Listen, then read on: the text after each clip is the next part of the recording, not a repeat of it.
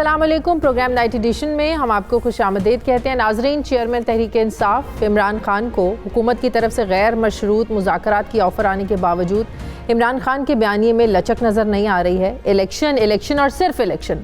आज इमरान खान ने press conference की जिसमें उन्होंने अपने दौरे हुकूमत की मौशी सूरत हाल का मौजूदा हुकूमत की मौशी कारकर्दगी के साथ तफसीलन मवाजना किया और आदादो शुमार के साथ ये बताया कि आज मुल्क में डॉलर के ज़खायर कम हैं और अगर यही हालात रहे तो हम अपने कर्ज़ वापस नहीं कर पाएंगे। इस सारी मौशी सूरत हाल और आदादो शुमार बताने का उनका मकसद ये था कि मुल्क में मौशी बेहतरी उस वक्त ही आएगी जब मुल्क में सियासी इस्तेहकाम होगा। इस वक्त मुल्की सियासत में जिस गैर यकीनी की सूरत हाल है, इसे सरमायाकार जो हैं वो आज इन्वेस्टमेंट करने से कतरा रहे हैं कि पता नहीं मौजूदा हुकूमत कब तक चलेगी। लिहाजा उन्होंने वाज़ेह किया है कि अगर मुल्की मईशत को बेहतर करना है तो हमें मुल्क में सियासी इस्तेहकाम लाना होगा, जो कि सिर्फ इलेक्शन के बाद ही मुमकिन है। मैं सबसे पूछता हूँ, अपनी इस्टेब्लिशमेंट से पूछता हूँ, अपने हर तबके के पाकिस्तानी से पूछता हूँ कि क्या आपको फिक्र नहीं है कि आप पाकिस्तान किधर जा रहे हैं? हमें ये नहीं फिक्र कि अगर इलेक्शन टाइम पे होंगे तो हमें कोई फ़र्क पड़ जाएगा। मुझे खौफ आ रहा है कि जितनी देर अब ये गवर्नमेंट चलेगी, इस मुल्क का जो माशी बुरान है वो बढ़ता जाएगा। और वो क्यों बढ़ेगा? क्योंकि जब तक मुल्क में पॉलिटिकल स्टेबिलिटी नहीं आती तो माशी तौर पे तो इस्तेकाम आ ही नहीं सकता। इमरान खान का कहना था कि हुकूमत इलेक्शन से इसलिए भाग रही है क्योंकि वो तहरीक इंसाफ की पॉपुलैरिटी से खाइफ है। अगर मुल्क में इंतखाबात होते हैं तो तहरीक इंसाफ वाज़े बरतरी के साथ इलेक्शन जीत जाएगी, क्योंकि हाल ही में मुल्क में ज़िमनी इंतखाबात हुए हैं जिसमें अक्सरियती सीटें हमने जीती हैं। इमरान खान ने यह भी कहा कि मौजूदा हुक्मरानों को NRO 2 दिया गया है, उनके केसेस माफ़ हो रहे हैं और एक के बाद एक जो रहनुमा है उनका वो अदालतों से बरी हो रहा है, जिसका मतलब यह है कि हुकूमत में अपने केसेस माफ़ कराने के लिए ये लोग इक़्तिदार में आए थे। मुझे बड़े अफसोस से कहना पड़ता है कि इनको NRO 2 दिया गया। NRO 1 जनरल मुशर्रफ ने दिया, NRO 2 इधर जो मुल्क का ताकत में था उसने दिया, और उसकी वजह से क्या हुआ है कि सारे करप्शन के केसेस इनके ख़त्म हो रहे हैं। और वो करप्शन केसेस जो इनके दौर में बने हुए थे, हर रोज़ हम देखते हैं कि कभी वो पहले मरियम बच गई, फिर उसके बाद वो इसहाक डार आया, वो ड्राई क्लीन हो गया। राना सनाउल्लाह को भी उन्होंने फैसला किया कि ये तो बिल्कुल ही साफ़ और शफाफ हो गया। और फिर अब सलमान शहबाज साहब लंदन से वापस आ रहे हैं, जो कि मफरूर था, और अब वो वापस आ गया है क्योंकि वो भी ड्राई क्लीन होगा। नाजरीन, जब से इत्तेहादी हुकूमत कायम हुई है और नैब तरमीमी बिल नाफिज किया गया है, एक के बाद एक सियासी रहनुमा का केस ख़त्म होता जा रहा है। वज़ीर-ए-आज़म शहबाज शरीफ, मरियम नवाज़, कैप्टन सफदर, राना सनाउल्लाह, एहसन इकबाल और वज़ीर-ए-आज़म के बेटे सुलेमान शहबाज समेत कई अफराद नैब और FIA के केसेस में बरी हो चुके हैं। वज़ीर-ए-आज़म के बेटे सलमान शहबाज के खिलाफ दर्जनों बेनामी अकाउंट्स के जरिए 16 अरब रुपए की मनी लॉन्ड्रिंग समेत कई केसेस दर्ज किए गए थे और उन्हें अदालतों ने इश्तिहारी भी करार दिया था। मगर अब इत्तेहादी हुकूमत कायम होने के बाद 2018 से मुल्क से बाहर मौजूद सुलेमान शहबाज न सिर्फ पाकिस्तान अब वापस आ गए हैं, बल्कि उनकी हिफाजती ज़मानत भी मंजूर हो गई है। यही वजह है कि साबिक वज़ीर आज़म इमरान खान मौजूदा हुकूमतों को NRO 2 दिए जाने का इल्ज़ाम लगाते नजर आ रहे हैं। दूसरी तरफ असम्बलियाँ तहलील करने के अपने मौक़िफ़ पर इमरान खान अभी भी डटे हुए हैं। उन्होंने आज भी प्रेस कॉन्फ्रेंस में वाज़े और दो टोक अंदाज में कहा कि इसी महीने यानी दिसंबर में ही वो असम्बलियाँ तहलील करेंगे। हुकूमत के साथ होने वाले गैर रस्मी मुज़ाकरात के हवाले से उनका कहना था कि उन हुक्मरानों के साथ बैठकर क्या करें, उनके पास फार्मूला क्या है। जिन चोरों पर सरमायादारों को एतमाद नहीं कि ये लोग मुल्क को ठीक कर सकते हैं, तो हम इनके साथ क्या बात करें। इमरान खान के इस बयान से वो सारी क़यास आराइयाँ दम तोड़ गई हैं, जिसमें ये दावे किए जा रहे थे कि हुकूमत और तहरीक इंसाफ के दरमियान गैर रस्मी बातचीत हो रही है, जबकि इस बयान से सदर मुमलिकत आरिफ अलवी और वज़ीर ख़जाना इसहाक डार की मुलाकातों का भी कोई नतीजा निकलता नज़र नहीं आ रहा। लिहाजा किसी हद तक ये कहा जा सकता है कि मुल्की सियासी डेडलॉक अभी कायम है और किसी किस्म की बर्फ़ अभी तक पिघली नहीं है। अगर सियासी डेडलॉक ख़त्म नहीं होता, मुल्क में इंतखाबात भी नहीं होते, तो फिर मुआशी बेहतरी किस तरह आएगी, जिस पर इमरान खान साहब तशवीश का इजहार कर रहे हैं। मुल्की सियासत और मईशत में गैर यकीनी की सूरत हाल कैसे ख़त्म होगी, कैसे इसका खात्मा होगा, मैं बात करूंगी साबिक स्पीकर कौमी असम्बली तहरीक इंसाफ के रहनुमा असद कैसर साहब मुझे ज्वाइन करें। अस्सलाम वालेकुम, बहुत बहुत शुक्रिया असद कैसर साहब आपका। असद कैसर साहब, आज प्रेस कॉन्फ्रेंस करते हुए इमरान साहब ने फिर यही कहा कि इन चोरों से कैसे बात करें जिनसे मुल्क की मईशत नहीं संभल रही है, तो इनके पास ऐसा क्या फॉर्मूला है, हम इनसे क्या बात करें। एक तरफ इमरान खान साहब को समझ नहीं आती है कि इनसे बात उनकी कामयाब हो नहीं सकती, कैसे बात करें। दूसरी तरफ फिर आरिफ अलवी साहब और इसहाक डार साहब की जो मुलाकातें हो रही हैं वो फिर किस एजेंडे को लेकर हो रही हैं। और अगर आप लोगों की बात बन नहीं सकती इस हुकूमत के साथ, वो अर्ली इलेक्शंस करवाना नहीं चाहते हैं, तो फिर मुलाकातें करने का मकसद क्या है? बहुत शुक्रिया। सबसे पहले बात तो ये है कि आपने अभी जो बात की है कि खान साहब ने कहा इन चोरों से बात करने का क्या फ़ायदा है। असल में जितनी भी आज आप कहते हैं मुज़ाकरात और बातचीत, ये हुकूमत संजीदा ही नहीं है। इन्होंने कभी भी सीरियस जो है मुज़ाकरात की बात नहीं की। मुज़ाकरात तो देखो हमारे जो उसके साथ हो रहे थे और जो पहले भी हमने कहा था कि हम सिर्फ इलेक्शन पे करेंगे, बाकी तो हमारे उसके साथ क्या मुज़ाकरात हो सकते हैं। इन्होंने तो नैब के कवानीन तो खुद चेंज किए, एक तरफा उन्होंने चेंज किए। इन्होंने तो अपने लिए केसेस जो है ना उसमें रिलीफ ले लिया, जिस तरह आपने खुद भी पूरी रिपोर्ट पे और खान साहब का हवाला दे दिया है। अभी किस चीज़ पे हो सकती है? हम सिर्फ ये कहते हैं कि देखिए मुल्क जो है ना, मुल्क दिवालिया हो रहा है, मुल्क डिफॉल्ट की तरफ जा रहा है। मुल्क की ये बेहतर मफाद में है कि फौरी इलेक्शन हो। यानी ये असम्बली 5 बजट पेश कर चुके हैं। जब 5 बजट तो छठा बजट तो वैसे भी इस असम्बली का काम नहीं है कि छठा बजट पेश करें। ये इसके पास डेट ही नहीं है कि छठा बजट पेश करें। और साथ साथ फिर के जिसको अवाम ने मैंडेट दिया था कि वो 5 साल अपनी हुकूमत करे, और 156 MNA का जो लीडर था वो बाहर घूम रहा है, वो जो है ना एहतजाज पे रोड पे है, और जो 84 MNA का लीडर है वो इस वक्त प्राइम मिनिस्टर है। इसका तो मतलब ये है कि मुल्क में तो फिर ऐसी हुकूमत से सदर मुमलिकत फिर क्यों बातचीत कर रहे हैं? देखो मुज़ाकरात हम तो चाहते हैं कि कोई वे आउट निकाले, इस मुल्क से क्राइसिस से निकाले। हम तो कोई मलेशिया या कोई आर्मी तो नहीं है कोई कि हम जो है ना बंदूक उठा के जो है ना वो करे, या कोई हम गोरिल्ला फोर्स है, या कोई हम तो एक पॉलिटिकल पार्टी है, जमहूरी पार्टी है। हम जो है ना उसके लिए जो हमारे मकासद है उसके लिए जमहूरी रास्ते अपनाएंगे ना। तो लेकिन आपको भी पता है जब मुज़ाकरात होते हैं तो एक कदम पीछे हटना पड़ता है, दोनों फ्रीकैन को कहीं ना कहीं कॉम्प्रोमाइज़ भी करना पड़ता है, कुछ देना कुछ लेना पड़ता है, गिव एंड टेक में मुज़ाकरात होते हैं। लेकिन मुज़ाकरात की टेबल पर बैठने से पहले अगर शराइत लगा दी जाए तो फिर वो मुज़ाकरात नहीं रहते हैं। यही हुकूमत आप लोगों से कह रही है कि अगर गैर मशरूत तौर पर आप लोग बातचीत करने के लिए तैयार हैं तो हुकूमत भी बैठने को तैयार है। लेकिन मसला ये है कि खान साहब एक तरफ तो मुज़ाकरात की भी बात करते हैं कि हम करेंगे लेकिन पहले ये हो, तो शराइत के साथ तो मुज़ाकरात नहीं होते। असद साहब, आपका ख्याल है ये मुज़ाकरात बगैर एजेंडे के होने चाहिए? क्या इसके कोई एजेंडा नहीं होना चाहिए? कैसे होगा मुज़ाकरात का मकसद? फिर क्या होगा कि वैसे हम बस एक दूसरे को गज़लें और नामे सुनाया करेंगे कि नहीं, एजेंडा तो जाहिर है ना कि ये होना चाहिए कि इलेक्शन कब होंगे, लेकिन ये कहना कि इलेक्शन की पहले डेट दें, पहले इलेक्शन पर बात करें फिर मुज़ाकरात पर बैठेंगे, इसीलिए हुकूमत नहीं बैठना चाहती है। हम सिर्फ देखो शायद गलतफहमी है, हम समझ कहते हैं कि हुकूमत इलेक्शन के लिए राजी हो और हम इलेक्शन के लिए तैयार है, और वो एजेंडे पे रख के फिर डेट आगे पीछे हो सकती है, इस पर डिबेट हो सकती है, बात हो सकती है। लेकिन ये नहीं हो सकता कि हमारे मुज़ाकरात हो और उसमें जो है एजेंडे पे इलेक्शन का, अर्ली इलेक्शन का एजेंडे पे मौजूद न हो। हम तो एजेंडे चाहते हैं कि एजेंडे पे ये मौजूद, बाकी हम जो मुल्क की मफाद के खातिर कुछ चीजें कड़वी बूंद भी पीने के लिए तैयार है।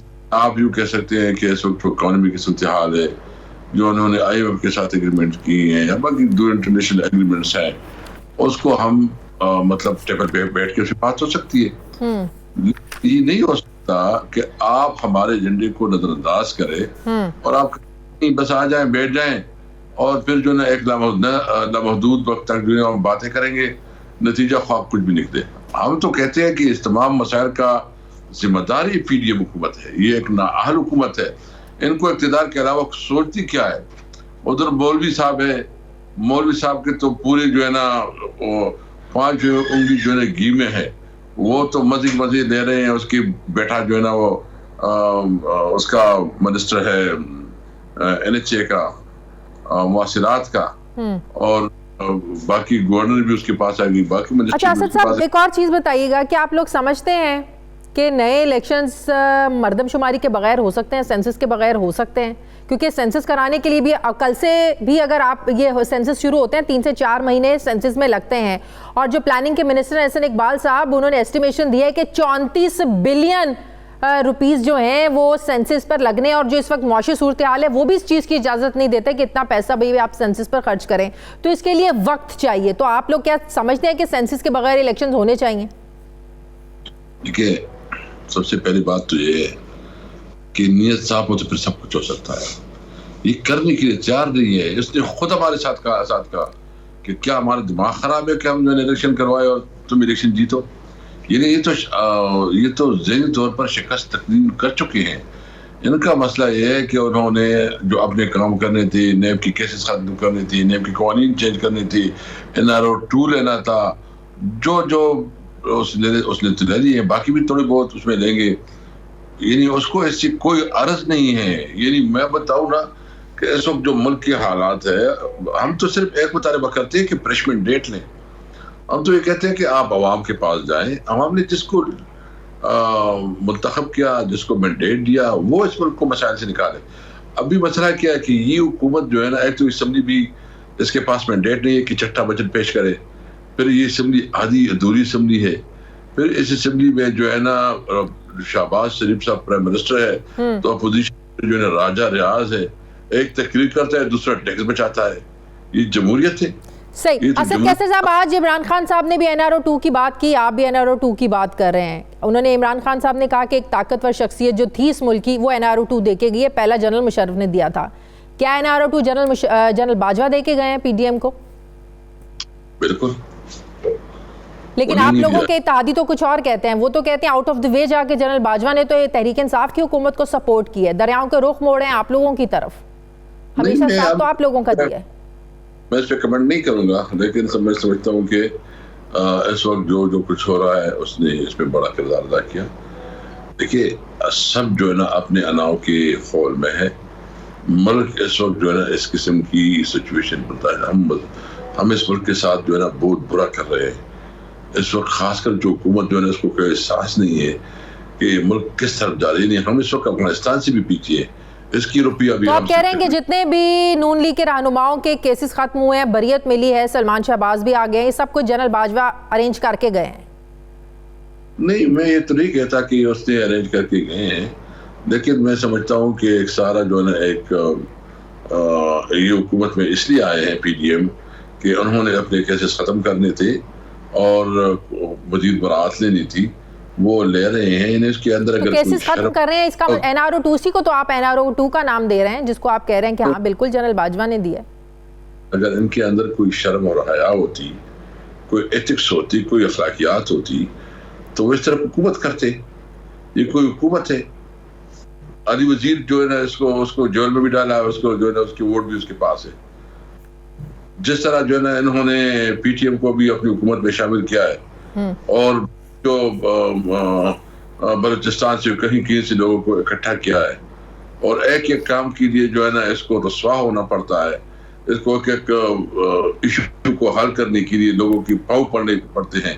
फिर मौलवी रहमान जैसे मैं अल्फाज वो नहीं मुनासिब समझता, लेकिन आदमी जिसके जो इससे पूरी मराहत ले रहे हैं, जिसकी 5 उंगली जो है घी में है, और वो मजे ले रहे हैं। और उसको असद कैसर साहब, क्या आप ये समझते हैं कि अब भी इस्टेब्लिशमेंट की मदद दरकार है, उनको बीच में आना चाहिए मुज़ाकरात के लिए, या सियासी अदम इस्तेहकाम को ख़त्म करने के लिए इस्टेब्लिशमेंट ही अपना रोल प्ले कर सकती है? क्योंकि आज भी प्रेस कॉन्फ्रेंस करते हुए इमरान खान साहब ने कहा कि नए army chief general Asim Munir से उन्हें बड़ी तवक्कुआत वाबस्ता है, क्योंकि उन्होंने बड़ी तारीफ़ें सुनी हुई हैं। तो किस किस्म की तवक्कुआत वाबस्ता हैं? क्या दूसरी तरफ अगर सवाल इस पर उठ भी रहे हैं कि पोलिटिसाइज करने की कोशिश की जा रही है एक बार फिर से फ़ौज को अपने सियासी मफादात के लिए, क्या ये दुरुस्त है?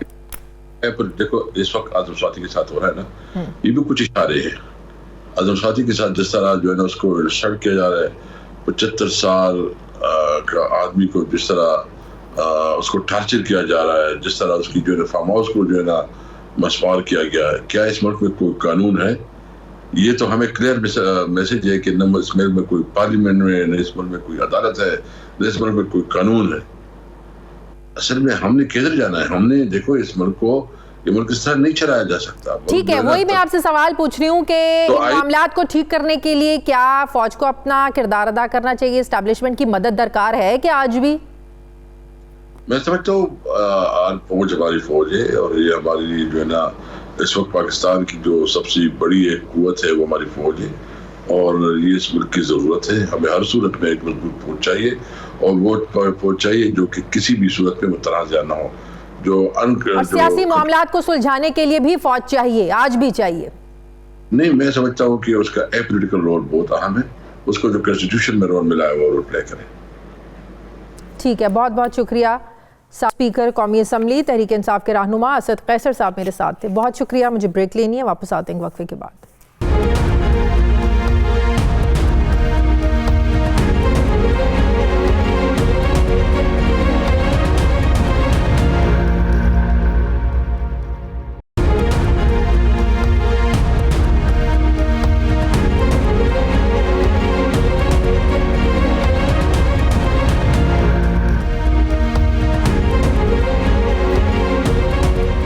ब्रेक के बाद एक बार फिर से आपको खुशामदीद कहते हैं। सीनियर सहाफ़ी तज्ज़ियाकार मज़हर अब्बास साहब मुझे ज्वाइन करें। अस्सलाम वालेकुम, बहुत बहुत शुक्रिया मज़हर साहब आपका। मज़हर साहब, आज सहाफ़ियों से खान साहब ने मुलाकात की और आज उन्होंने जनरल आसिम मुनीर को लेकर ये कहा कि हम उन्हें उम्मीद है कि जनरल आसिम मुनीर जो हैं वो अमर बिल मारूफ के मुताबिक चलेंगे, और उन्हें बड़ी उम्मीदें हैं, बड़ी अच्छी रेपुटेशन उन्होंने सुनी हुई है, बड़ी तारीफ़ें सुनी हुई हैं उन्होंने जनरल आसिम की। तो अब तनकीद ये हो रही है और सवालात भी जहन में ये आते हैं कि क्या इमरान खान साहब जो हैं वो पोलिटिसाइज इन मामलात को करने की कोशिश कर रहे हैं, या उनसे ऐसी उम्मीदें लगाए बैठे हैं कि वो उनको इलेक्शंस की डेट लेकर दें, वो उनके साथ बिठाएं, हुकूमत के साथ मुज़ाकरात को मुसालती किरदार अदा करें। आपको भी लगता है कि खान साहब का एक मुफाहमती पैगाम इसको समझा जाए जो वो आज ये बातें की उन्होंने सहाफ़ियों के साथ? देखिए, दो चीज़ें होती हैं। जब मुझे नहीं पता कि किसी सवाल के जवाब में उन्होंने ये बात की या खुद ये बात की। जब कोई भी लीडर जो है वो खुद बात करता है तो वो उसकी ओनरशिप लेता है और उसका स्टेटमेंट कहलाता है वो। लेकिन अगर कोई सवाल उससे ये करे तो जाहिर है उनको जवाब देना होता है। खैर, जवाब ना देना भी इख्तियार में होता है। मुझे नहीं पता कि उन्होंने किसी ने उनसे ये क्वेश्चन किया था इस हवाले से और जिसके बदले में इमरान खान साहब ने ये कहा था। लेकिन एक सोच तो उनके सामने आई है ना कि जनरल आसिम मुनीर से उन्हें उम्मीदें हैं।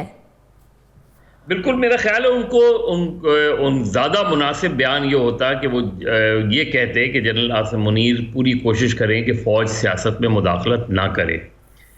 जहां वो माजी के जनरल बाजवा के हवाले से ये बात करते हैं कि जनरल बाजवा ने किस तरीके से हर चीज़ काबू की हुई थी। वो ये कहते हैं कि इस्टेब्लिशमेंट इवन जो नैब है या इलेक्शन कमीशन है या ये सारी बातें वो करते रहे हैं। तो आज उनका मौक़िफ़, अगर वो ये चाहते हैं कि ऐसी चीज़ें ना हों, तो उनका मौक़िफ़ ये नहीं होना चाहिए कि आसिम मुनीर साहब से बड़ी तवक्कुआत है। किस चीज़ की तवक्कुआत है? आसिम मुनीर पाकिस्तान की फ़ौज के सिपह सालार हैं।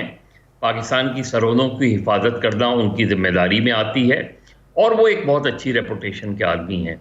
एक सियासी लीडर को इससे ज़्यादा वो ये जो इमरान खान बात कर रहे हैं उससे इंदिया ये मिलता है कि वो ये चाह रहे हैं कि वो सियासी मामलात में भी अपना किरदार अदा करें। मेरा ख्याल है सियासतदानों को इस हवाले से एहतियात, अगर फौज ने ये फैसला किया है, अब इस पे किस हद तक चीज़ें सामने आती हैं वो तो हम अगला जो इलेक्शन होगा उस वक्त सामने आएगा। लेकिन अगर वो ये कह रहे हैं और कैटेगोरिकली कह रहे हैं कि अब सियासत से हमारा कोई अमल दखल नहीं है, तो सियासतदानों को भी अपने बयानात में एहतियात करनी चाहिए, और इमरान खान साहब को भी ये चाहिए था। लेकिन शायद इमरान खान को लगता है कि वो अकेले इस हुकूमत के साथ मुज़ाकरात कर नहीं सकते, या उनकी हुकूमत सुन नहीं सकती है। सालिसी वो किसी की करवाना चाह रहे हैं बीच में। आपको पता है कि डार साहब की और प्रेसिडेंट की मुलाकातें भी हो भी रही हैं, हो भी चुकी हैं काफ़ी, लेकिन नतीजा कोई नहीं निकल रहा है, जिसकी वजह से इंडिया ये मिल रहा है कि खान साहब की शायद ये कोशिश है कि इस्टेब्लिशमेंट एक बार फिर से अपना रोल प्ले करे। देखिए मुझे ये समझ में नहीं आ रहा। देखिए एक तो खान साहब के अगर तहफ़्फ़ुज़ात इलेक्शन कमीशन या दूसरे मामलात में हैं तो वो तो बात समझ में आती है। जहाँ तक आम इंतखाबात का ताल्लुक़ है तो हर सूरत में अगले 5-6 महीने में ये असेंबलियाँ वैसे ही डिज़ोल्व हो जाएंगी। अब खान साहब के पास खैबर पख्तूनख्वा और पंजाब असेंबलियाँ मौजूद हैं, अगर वो चाहें तो ज़रूर डिज़ोल्व कर लें। इम्कान इस चीज़ का है कि शायद वो कर लेंगे, इसको तहलील कर देंगे। लेकिन आम इंतखाबात को फोकस करना और ये कोशिश करना कि 3 महीने पहले हो जाएं या 4 महीने पहले हो जाएं, मेरा ख्याल है अब खान साहब को उस चीज़ से आगे जाना चाहिए, क्योंकि उन्होंने 6 महीने 7 महीने में जो अपनी कैंपेन करनी थी वो उन्होंने कर ली है। इस वक्त जो सूरत हाल सामने है इस वक्त ये कि खान साहब ये समझते हैं कि उनकी अच्छी पोजीशन है। तो मेरा ख्याल है आम इंतखाबात की तरफ जाने की कोशिश करनी चाहिए, बजाय इसके कि वो इसहाक डार या आरिफ अलवी साहब के दरमियान जो कुछ भी, मुझे नहीं पता क्या एक्सचेंज हो रहा है, लेकिन जाहिर है सियासी मामलात और माशी मामलात ही हो रहे होंगे। जब अगर ये पंजाब और खैबर पख्तूनख्वा की असेंबलियाँ तहलील कर देते हैं तो बहुत इंटरेस्टिंग सिचुएशन होगी शादिया, बहुत ही सियासत में अच्छी खासी। यही मैं आपसे सवाल करना चाह रही हूँ कि अगर असेंबलियाँ तहलील कर देते हैं, आपको नहीं लगता कि इसके सबसे बड़े बेनिफिशरी नवाज शरीफ होंगे? क्योंकि आज तो इमरान खान ये धमकी दे सकते हैं और देते भी हैं कि नवाज शरीफ आए, उन्हें पंजाब हुकूमत जो है ज़रा पंजाब पुलिस के जरिए गिरफ्तार भी कर सकती है। तो लिहाजा उनका तो भी प्लान है कि अगर नवाज शरीफ आते भी हैं तो वो ज़ाहिर लाहौर आने की तो गलती नहीं करेंगे, वो इस्लामाबाद ही जाएंगे। अगर वो ये असेंबलियाँ तहलील कर देते हैं तो आपको नहीं लगता अल्टीमेटली बेनिफिट इसका जो है बेनिफिशरी वो मुस्लिम लीग नवाज होगी, नवाज शरीफ होंगे? नहीं, ऐसा नहीं है। देखिए ये अब मैंने भी कुछ लोगों को, दोस्तों को सुना ये कहते हुए, मेरे नुक्ते नज़र से इस वक्त अगर पंजाब और खैबर पख्तूनख्वा की असेंबलियाँ तहलील करते हैं इमरान खान साहब तो उनको क्या फ़ायदा हो सकता है और क्या नुकसान, फ़वाइद देख लेते हैं पहले। अगर वो अगले 1 हफ्ते में इन असेंबलियों को तहलील कर देते हैं तो इमरान खान इस वक्त अपनी कैंपेन की पीक पर हैं। उन्होंने ज़बरदस्त मोबिलाइजेशन की हुई है, जबकि मियाँ साहब 3-3.5 साल बाद पाकिस्तान वापस आएंगे और जो सिचुएशन इतने अरसे में डेवलप हुई है अब वो किस हद तक कैपिटलाइज करेंगे उस चीज़ को, ये उनका इम्तिहान होगा, इमरान खान का इम्तिहान नहीं होगा। इमरान खान को ऑलरेडी एज हासिल होगी, क्योंकि अगर दिसंबर के महीने में असेंबलियाँ जो है वो तहलील होती हैं तो हर सूरत में मार्च में इलेक्शन हो जाएगा। अब ये पंजाब जैसे सूबे में 2-3 महीने मैटर नहीं करते, तो इमरान खान को एक एज हासिल है। वो ये समझते हैं कि इस वक्त अगर असेंबलियाँ तहलील हुई तो पंजाब असेंबली और खैबर पख्तूनख्वा असेंबली में उन्हें खातिर खा कामयाबी हासिल होगी, क्योंकि पीडीएम अभी इलेक्शनरिंग मूड में है ही नहीं, नजर ही नहीं आ रही। तो एकदम अगर ये सिचुएशन हुई तो आसान नहीं होगा पीडीएम। लेकिन अगर सिर्फ दोनों सूबों में इलेक्शन होता है, केपीके में और पंजाब में, और वफाक में इलेक्शन नहीं होता, बाकी सूबों में नहीं होते, यहाँ तो ऑलरेडी इमरान खान की हुकूमतें हैं, लेकिन इमरान खान का जो असल फोकस है तहरीक इंसाफ का वो तो सेंटर है, वो तो इस्लामाबाद है। तो वहाँ अगर नहीं इलेक्शंस होंगे, अपने टाइम पे होंगे, तो फिर इन दोनों सूबों में तो ऑलरेडी हुकूमत कर ही रहे हैं। देखिए मैं अपना जवाब कंप्लीट कर लेता, आपको मैं यही बता रहा हूँ कि फ़वाइद क्या होंगे।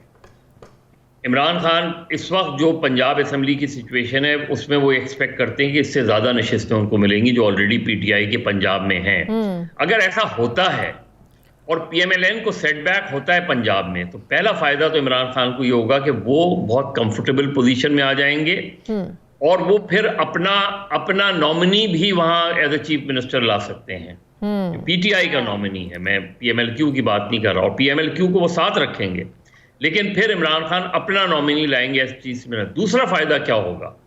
दूसरा फ़ायदा उन्हें यह होगा कि कल जब अगस्त में असेंबलियाँ, कौमी असेंबली और बाकी सिंध और बलूचिस्तान असेंबलियाँ डिज़ोल्व होंगी, तो वहाँ जो इंटरिम गवर्नमेंट बनेगी वो मुख्तलिफ होगी। पंजाब और खैबर पख्तूनख्वा में जो इलेक्टेड गवर्नमेंट होंगी उन्हीं की हुकूमत होगी और वहाँ असेंबलियाँ डिज़ोल्व नहीं होंगी। तो इसका मतलब ये हुआ कि पंजाब और खैबर पख्तूनख्वा में अगर पीटीआई जीत जाती है तो कौमी असेंबली, उनका एक सबसे बड़ा फ़ायदा जो शादिया उनको होगा वो ये होगा कि अगर पंजाब और खैबर पख्तूनख्वा की सूबाई असेंबलियों में उनकी कंफर्टेबल पोजीशन आती है तो लामोहाला कौमी असेंबली के जब इंतखाबात होंगे तो नफसियाती बरतरी इमरान खान को हासिल होगी, और क्योंकि वो ऑलरेडी हुकूमत जीत चुके होंगे इलेक्शन, जो नुकसान उनको हो सकता है वो यही जिसके निशानदेही आपने की कि जो अगर असेंबलियां तहलील होती हैं तो जाहिर है ऑपोजिशन तो उनके साथ मिलकर इंटरम गवर्नमेंट का इंटरम चीफ मिनिस्टर वगैरह नहीं फैसला करेगी।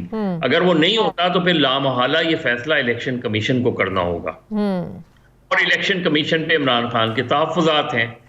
तो ये नुकसान उनको हो सकता है, लेकिन उनके सियासी फ़वाइद ज़्यादा हैं और सबसे ज़्यादा फ़ायदा उनको ये होगा कि अगर वो कंफर्टेबल पोजीशन में इन दो सूबों में आते हैं तो मार्च 2024 में जो सेनेट के इलेक्शन होंगे उसमें भी उनको बरतरी हासिल हो जाएगी। लेकिन फिर असम्बलियां डिसॉल्व करने में इतनी देर क्यों? फिर वो वक्त दे रहे हैं 20 दिसंबर और क्या दिसंबर के महीने में कर दूंगा।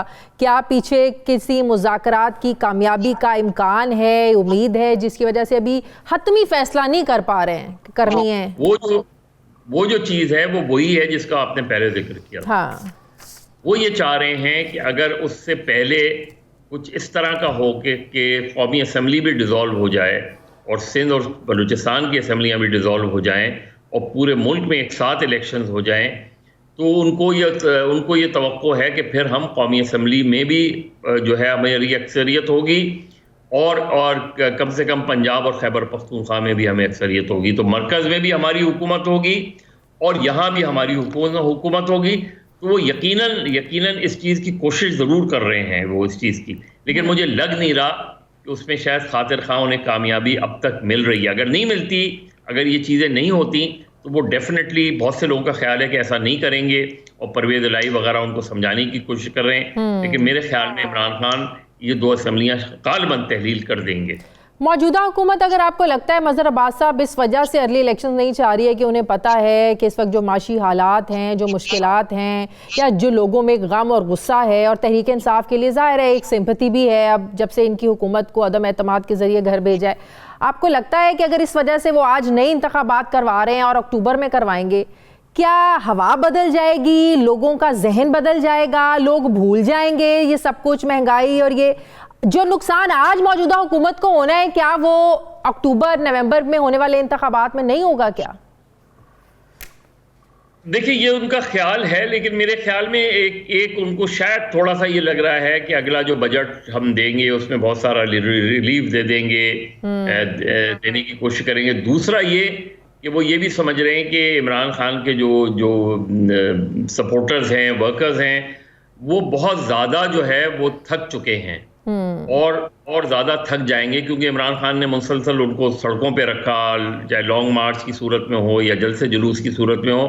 तो वो ये समझ रहे हैं कि इमरान खान को वो थकाने में कामयाब हो जाएंगे। ये पीडीएम का एक जो है उनके जहन में होगा या अक्टूबर तक, वरना शायद इलेक्शन, ये बात अपनी जगह है कि 25 मई को अगर इमरान खान जिस वक्त लॉन्ग मार्च किया था, पहला लॉन्ग मार्च किया था, उस वक्त ऑलमोस्ट ये कंसेंसस की तरफ बात चली गई थी कि नए इलेक्शन करा दें। लेकिन इमरान खान के लॉन्ग मार्च की वजह से चीज़ें बिगड़ गई, क्योंकि फिर ये हुआ कि अगर इस वक्त हमने ऐलान किया तो ये लगेगा जैसे इमरान खान के लॉन्ग मार्च के दबाव से हुआ।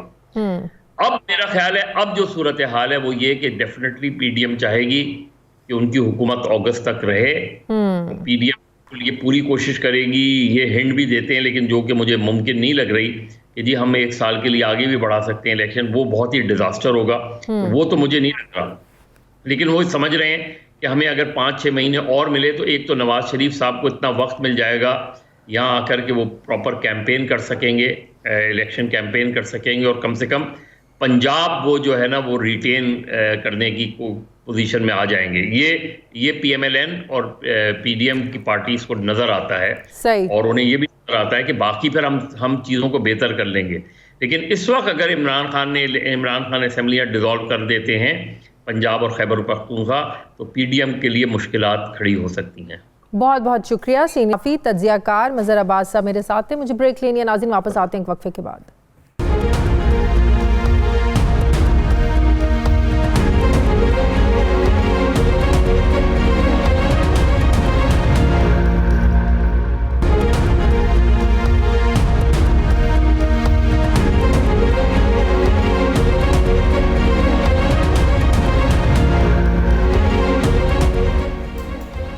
ब्रेक के बाद एक बार फिर से आपको खुशामदीद कहते हैं नाजरीन। तहरीक इंसाफ का ये मौक़िफ़ है कि मुल्क के मुआशी और सियासी अदम इस्तेहकाम का वाहिद हल सिर्फ और सिर्फ फौरी इंतखाबात में है, जबकि इत्तेहादी हुकूमत कबल अज़ वक्त इंतखाबात कराने के लिए किसी भी सूरत में तैयार नहीं है।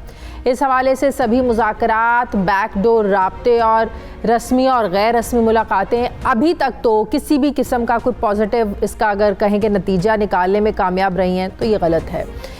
जहां इमरान खान अपने मौक़िफ़ पर डटे हुए हैं, वहां ये बातें भी आम हो रही हैं कि आम इंतखाबात नई मरदमशुमारी के तहत ही होने हैं। लेकिन अगर नई मरदमशुमारी के तहत होने हैं तो वो 3 महीनों में कैसे होंगे, क्योंकि अभी तक तो मरदमशुमारी हुई ही नहीं है।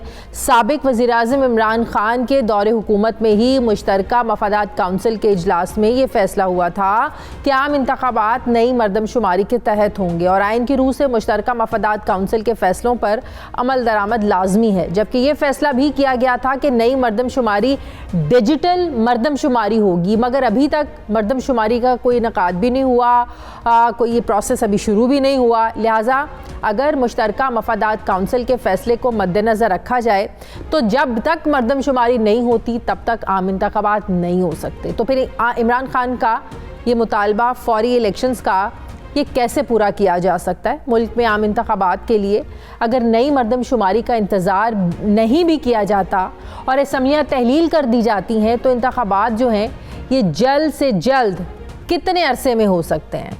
इसी पर मैं बात करूंगी। मुझे ज्वाइन कर रही हैं मुसर्रत कदीम साहब साहिबा, चेयरपर्सन है फाफिन की। अस्सलाम वालेकुम, बहुत बहुत शुक्रिया मुसर्रत साहिबा आपका।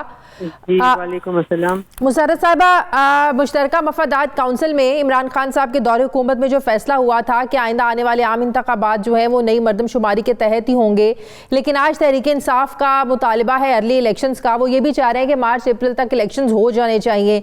तो क्या ये पॉसिबिलिटी है कि तब तक पूरे मुल्क में मरदमशुमारी भी हो जाए, उसके मुताबिक नई हल्का बंदियाँ भी हों? इस सारे 3 से 4 महीने के अरसे में सब कुछ ये पॉसिबल हो सकता है? Humanly it is not possible. Humanly तो बिल्कुल भी पॉसिबल नहीं है। और जिस तरह आपने कहा कि जिस तरह वो मुश्तरका मफादात के काउंसिल पहले ही कह दिया था कि मेरा ख्याल है ये जून की बात है कि उन्होंने दोबारा 2022 में भी कहा था कि अगर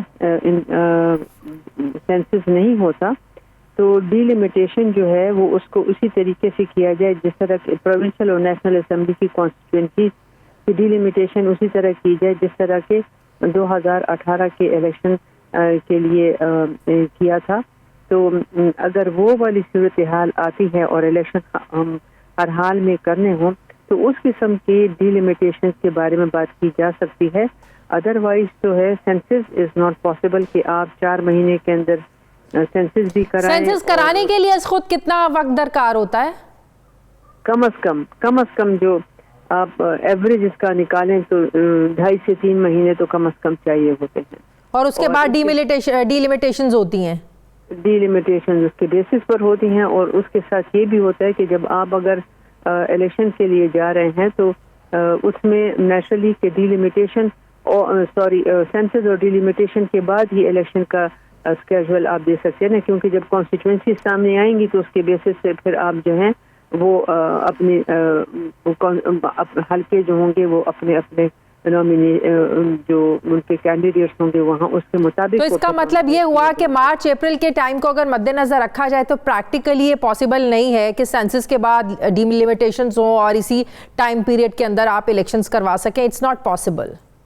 कल आप अनाउंस कर दें और मेरा ख्याल है अप्रैल तक जो है आप सिर्फ सेंसस कर सकते हैं। उसके बाद डिलिमिटेशंस का एक पीरियड होता है जिसमें आपको वो जाना पड़ता है, डिलिमिटेशंस करनी है, और फिर जून जुलाई तक अगर मुमकिन हो तो इलेक्शन हो सकते हैं। अदरवाइज ये जो है ये मैंने आपसे कहा humanly it is not possible. और एक और चीज़ जो है इस वक्त जो पाकिस्तान को हालात हमें जो सामने हैं इकोनॉमिक और इस जो डिलिमिटेशन जो है कॉन्स्टिट्यूशन के इलेक्शन कमीशन के मुताबिक जो है इसके ऊपर सेंसस के ऊपर नॉट इलेक्शन कमीशन लेकिन इस सेंसस के ऊपर 34 बिलियन रुपीस खर्च होंगे। 34 बिलियन? जी, ये हमारे मिनिस्टर ने कहा, प्लानिंग मिनिस्टर ने हसन इकबाल ने कहा है। जी, ही जस्ट मेंशन दिस के इसके ऊपर 34 बिलियन रुपीस जो हैं सेंसस के ऊपर खर्च होंगे।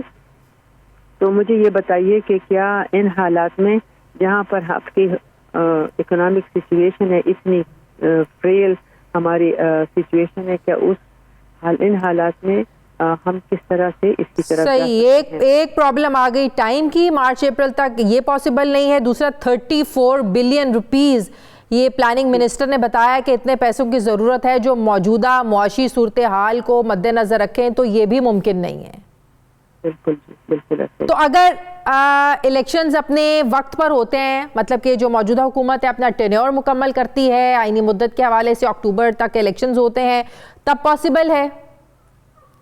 देखिए, मैं तो आपको यही कह रही हूँ ना कि keeping in view our economic emergency, our economic situation, हमारी पॉलिटिकल फ्लूइडिटी, जो हमारी पॉलिटिकल सिचुएशन है अनस्टेबल है, जिसकी बेसिस पे हमारी इकोनॉमिक सिचुएशन इफेक्ट हुई है। तो इसके लिए तो सबसे पहले तो ये होना चाहिए कि जो मैं मशवरा एक देना चाहूँगी अपनी पॉलिटिकल पार्टीज को कि दे शुड सिट, क्योंकि इनके लिए पाकिस्तान का इंटरेस्ट इम्पोर्टेंट है कि नहीं। इनको इन्होंने जो इस वक्त हुकूमत है वो अपनी कुर्सियों को पकड़ के रखना चाहती है और अपोजिशन जो है वो अपना एक मदा लेकर चली हुई है। तो दोनों को बैठ के मिल के बैठना चाहिए और जितना जल्दी हो सके सेंसस की बात करें। सेंसस आर इम्पोर्टेंट, क्योंकि सेंसस के बगैर जो है वो आप अगले इलेक्शन नहीं करा सकते, और सेंसस होंगी तो डिलिमिटेशन होगी। बिल्कुल तो ठीक। ये अपने आप को 4 महीने दें और अप्रैल तक ये सारा काम खत्म करवा के, वो भी अगर अभी शुरू होता है मुसर्रत साहिबा, मैंने आपसे कहा कल शुरू होता है तो आप ये कर सकते हैं। जी सही, बहुत बहुत शुक्रिया मुसर्रत कदीम साहिबा, चेयरपर्सन फैफिन हमारे साथ थी। बहुत शुक्रिया आपका। मुझे ब्रेक लेनी है नाज़रीन, वापस आते हैं छोटे से वक्फे के बाद।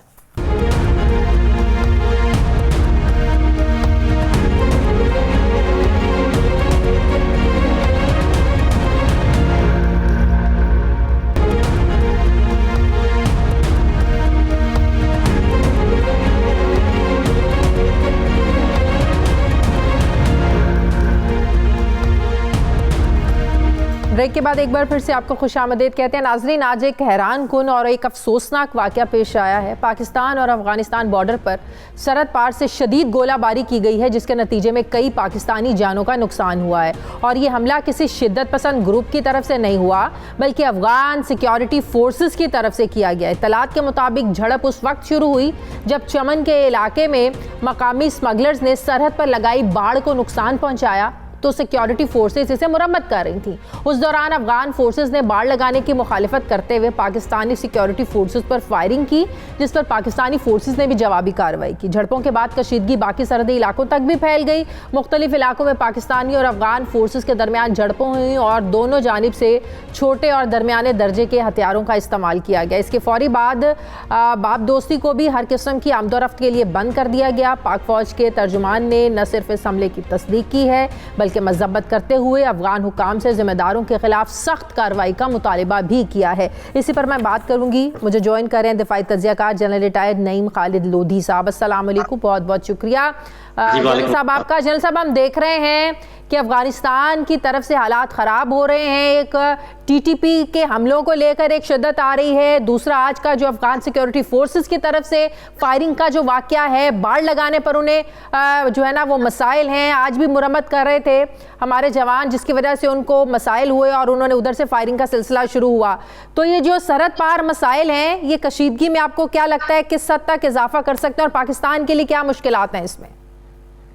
देखिए, पहले तो बहुत अफसोसनाक बात है, हम इसकी शदीद मजम्मत करते हैं। 6 शहादतें कोई छोटी बात नहीं है, 17 से ज़्यादा लोग जख्मी भी हुए हैं। तो ये तो किसी तरीके से भी पाकिस्तान को एक्सेप्टेबल नहीं है। बिल्कुल। और ये अफगान हुकूमत की जिम्मेदारी है कि वो ऐसे शरपसंद लोगों को कंट्रोल करे जो कि इस किस्म के काम करते हैं। और अगर कोई गलत फहमी है बाढ़ के सिलसिले में, तो दोनों हुकूमतों को चाहिए बैठ के इसके मुतालिक फैसला करें, और अगर और कुछ नहीं तो कोई स्टेटस को या किसी किस्म की बात पर ये इत्तेफाक करें कि जो बाढ़ लगी हुई है इसको नहीं छेड़ा जाएगा, और आइंदा अगर जो रह गई है उसके बारे में भी कोई बातचीत होनी चाहिए।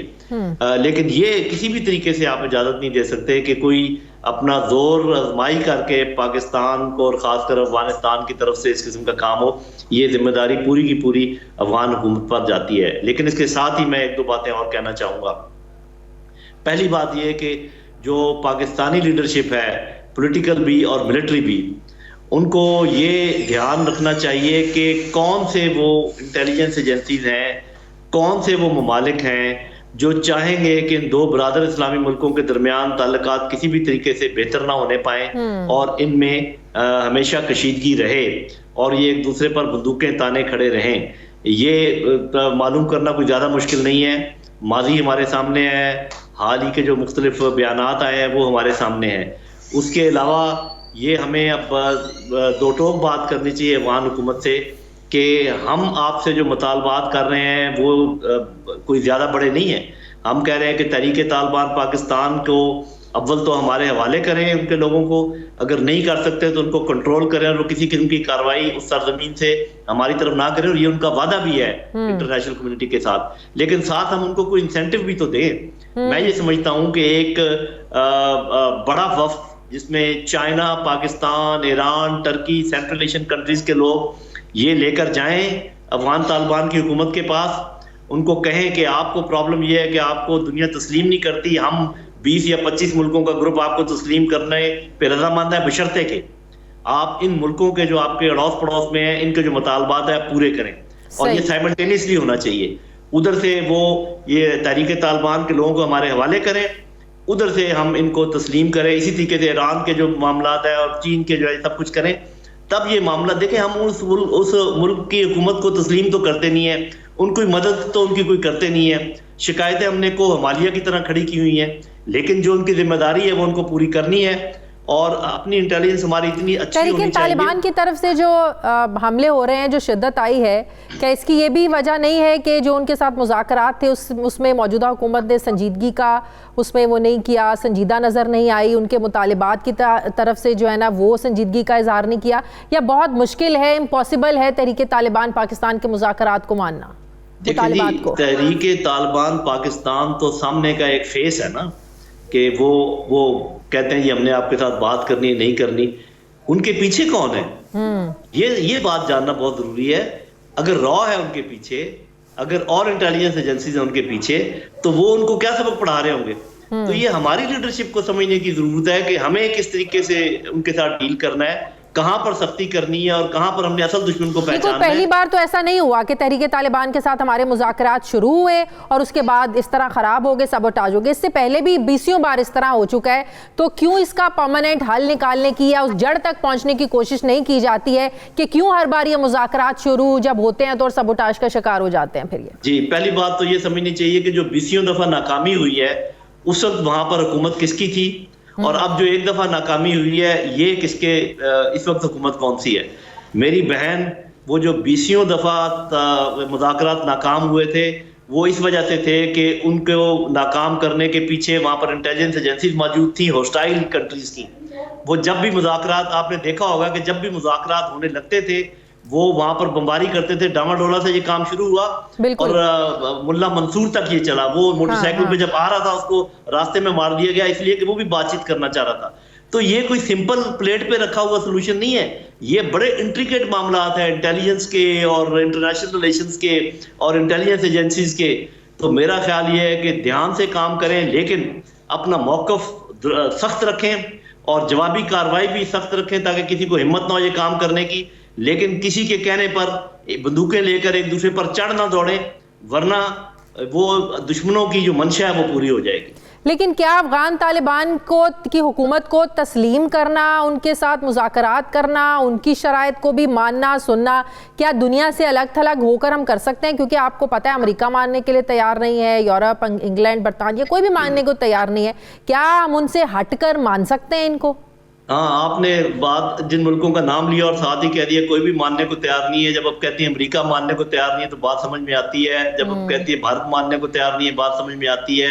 यूरोप मानने को तैयार नहीं है। लेकिन मेरा अपना अंदाजा है Russia, China, Turkey, central Asian countries, Iran, Pakistan और ऐसे और मुल्क, कतर वगैरह, ये मानने को तैयार है तकरीबन। लेकिन इनको इकट्ठे होकर यकसुई के साथ एक प्लान बनाकर, और फिर हमने कुछ लेना भी तो है ना उनसे। मतलब हम ऐसे ही मान जाए जब, अगर वो तो तहरीक तालिबान पाकिस्तान को रोके ना हमारे ऊपर हमला करने से और हम उनको मान लें, तो ये साइमल्टेनियसली ये काम करने की जरूरत है। इसमें कोशिश होनी चाहिए, पॉलिटिकल लेवल पर होनी चाहिए। ये मिलिट्री लेवल पे जो कोशिशें हैं ये काम नहीं करेंगी, पॉलिटिकल लेवल पे कोशिश होनी चाहिए। लेकिन पॉलिटिकल लेवल पे आपको पता है इस वक्त हमारे पॉलिटिकल हालात क्या चल रहे हैं, ऑलरेडी अदम इस्तेकाम है, ऑलरेडी सबको पड़ा है कि आज इलेक्शन हो जाए, कल इलेक्शन हो जाए, तो उधर ध्यान कौन देगा? हाँ जी, ये आपने असल बात और दुखती रग छेड़ दी। बात ये है कि आपकी खारजा पॉलिसी तभी काम करती है अगर अंदरूनी तौर पे कोई यकजहती हो।